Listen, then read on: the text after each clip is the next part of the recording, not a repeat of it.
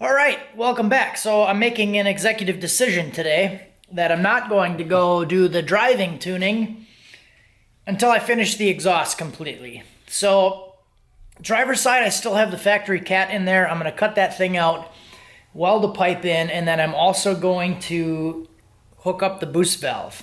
So then I'll have full exhaust. That'll be completely done. Then I can go drive it. I feel like tune would probably change if I added that stuff later, so I'm just going to do that right away. And it works out because we kind of got crappy weather and wife's not home, so I'm at home with the kids. We're going to work on this. You can hear them already. All right, so we already are seeing our first issue here. So I got a little bit of a leak that I noticed. So it's actually coming from the top fitting. It's coming from the top fitting on the drain over here. It was leaking quite a bit after I shut the engine off. So obviously I don't want that, so I'm gonna take the line out. I might completely redo that line. So I don't know if it's the fitting or if the hose is bad, so I'm gonna pull the whole thing apart and maybe just do a new line. All right, I'm back and I'm much dirtier. Got some things done. So I got that oil line fixed. A little bit hard to see, but I ended up going with 290s out of the turbo. They're both downward facing, so it should be fine and still drain well. So basically this fitting was just junk. So I don't know exactly what was wrong with it, but now I can't even get this to spin. So I'm guessing it just wasn't seating all the way because it was leaking right from here. So I ended up just taking this section out. I left the other part on the hose, and then I just threaded a 90-degree fitting into it.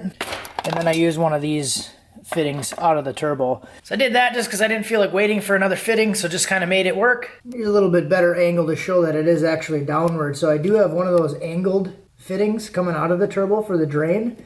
So I just twisted the fitting so it ends up going down at an angle, and then that one's going down. So that's basically how it looks. I also did cut the cat off. So I was worried originally when I did this thing that I wasn't going to be able to get the flange off because the other side I stripped the nut and this side I didn't want to mess with it. So I ended up going and buying another socket because I didn't have a long 1/2-inch deep socket 15. So I ended up going to buy one, and that worked. So I put some PB Blaster on it, let it soak for like 5 minutes, and then I was able to get all 3 of the flange bolts off clean, and it was good. And then I ended up repurposing this section here. This section was actually from over on the driver's side, so I came down out of the flange. So I used this little bend to go around the front drive shaft and then just connected it with a V-band up over there. So that's the whole crossover. And I can tell the setup is a little bit more efficient than it was before for 2 reasons. One, because it doesn't have the cat. And 2, I had a loose V-band on the crossover before, so the V-band didn't even have a nut on it. I found the nut on the floor.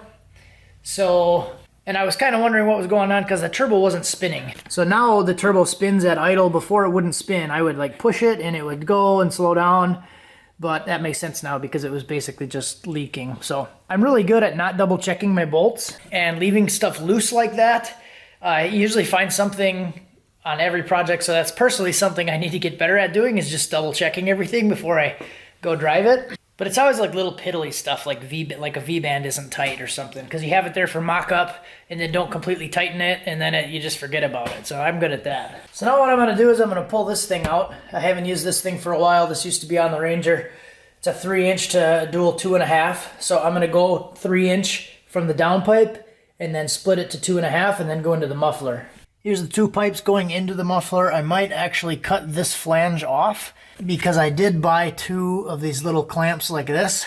So I might cut them straight and then connect them like that. So I'm gonna get going on that. I might not record much because it's underneath the truck and I'm crawling around on the floor a lot.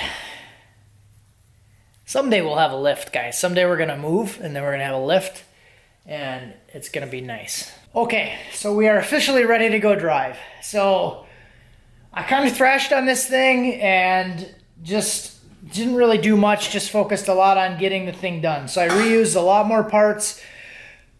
I got the whole downpipe done and the loud valve on. I got the line plumbed and it sounds pretty good. So I'll briefly show you what I did. And keep in mind, this is all reused parts. Didn't care about the welding. The welding is ugly. It's gonna be bad. So just get over that part of it. So what I ended up doing, as I said, was I used the Y pipe off of the mufflers that I had. I used these little clamps right here. I welded in another section there that fit the clamp back to the muffler. It's kind of really hard to see, but I ended up adding another V-band there, and then I reused a lot of the downpipe from the triple turbo setup and put the loud valve on there, and then I got it plumbed. Really see what that section looks like, but that was the downpipe from the old setup where it comes down to that 90-degree elbow and then straight. That's where I had the turbos connected. And then I just welded the other valve on there. All right, so now let's do the startup.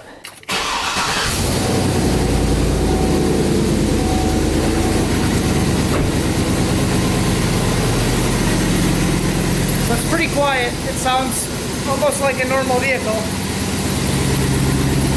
It's a little bit loud yet because of the valve. It does leak a little bit, but it's pretty quiet.